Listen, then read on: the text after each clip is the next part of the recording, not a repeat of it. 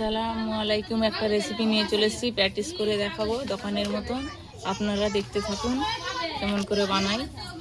ময়দা নিয়ে নিয়েছি, অল্প লবণ দিয়ে দিলাম, অল্প সাদা তেল দিয়ে দিতে হবে, তাহলে প্যাটিসটা খুব সুন্দর হবে। দিয়ে তেলটা দিয়ে এইভাবে মাখতে হবে, সাদা তেল খুব সুন্দর করে মাখতে হবে। ময়নটা দেওয়া হয়ে গেছে,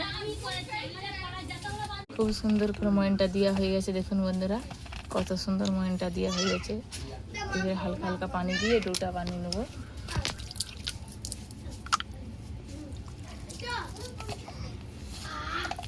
হালকা হালকা পানি দিয়ে ডোটা বানিয়ে নেব। ডোটা তৈরি হয়ে গেছে। এবার হচ্ছে প্যাটিসের জন্য পুরটা ভেজে নেব। ভাজার জন্য প্যাটিসের পুরটা করার জন্য এই যে নারকেলটা ঢেলে দিলাম। নারকেলটা হালকা ভেজে নেব। নারকেলটা আমি চিনি দিয়ে দেবো, দিয়ে এমনি করে ভেজে নেব।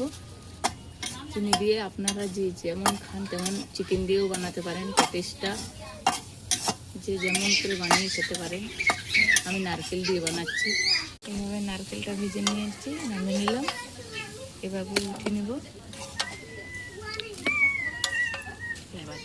প্যাটিসের জন্য ডোটা বানিয়ে রেখেছিলাম, এভাবে লেচি কেটে নিচ্ছি।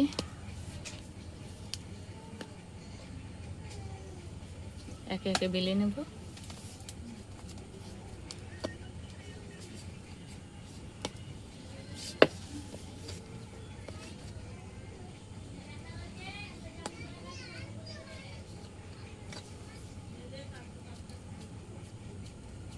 এইভাবে করে ঘি দিয়ে দিচ্ছি রুটির উপরে।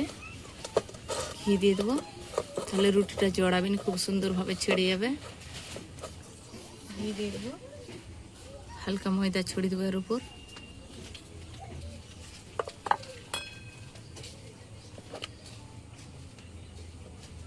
এভাবে একে একে চারটা দিয়ে দিচ্ছি রুটির উপর। এবার এর উপর ঘিটা দিয়ে দেবো।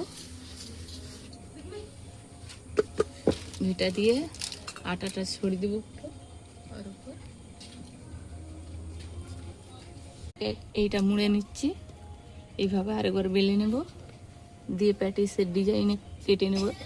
এরপর এবারে এইভাবে বেলে নিচ্ছি আরেকবার, দিয়ে প্যাটিসটা কেটে নেব প্যাটিসের শেপে।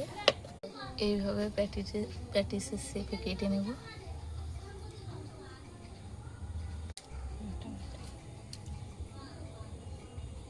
প্যাটিসের শেপ দিয়ে নিচ্ছি।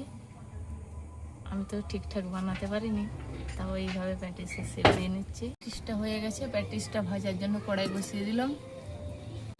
ভাজার জন্য সাদা তেল দিয়ে দিচ্ছি কড়াই। তেলটা গরম হয়ে গেছে, প্যাটিসটা বানিয়ে রেখেছিলাম একে একে ছেড়ে দেবো। প্যাটিসটা হয়ে গেছে, খুব সুন্দর হয়েছে দোকানের মতন।